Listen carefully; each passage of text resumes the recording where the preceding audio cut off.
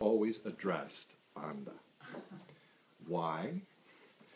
Because that is how my mother identified her to me when I first was introduced to her.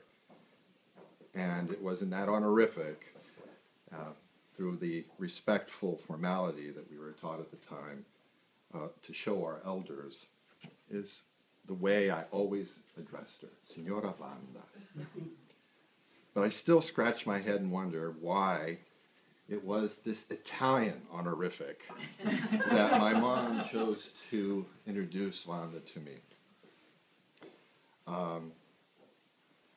Because of it, though, I will always remember her specifically with the full Italian, Signora Wanda, who from the moment our families met in 1960 became my mother's best friend and confidant, who we shared weekend visits, holiday meals, family outings, birthday parties, and even more often last-minute visits around the dining room table in either her house or in our house, who was the predictable person at the other end of our ringing phone my mother spoke to multiple times a day, who in my teens was the much-loved and wished-for extended parent for allowing her daughters to have the best rock and roll albums ever.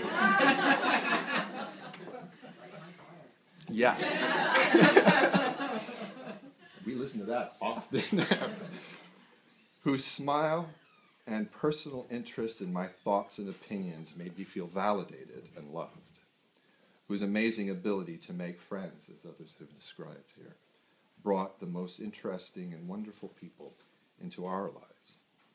Whose artwork was an inspiration to me, with visits to her studio to see her most recent work and conversations about art in general.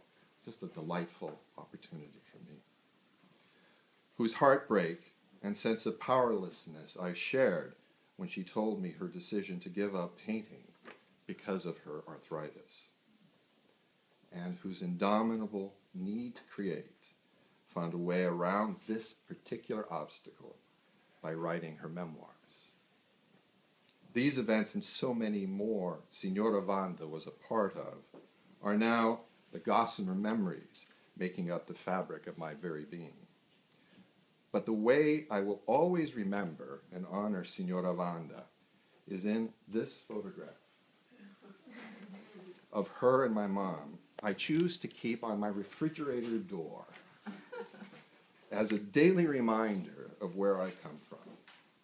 It is a visual that makes me smile in the memory of the elegance, sense of humor, and laughter they shared with each other and with everyone around them.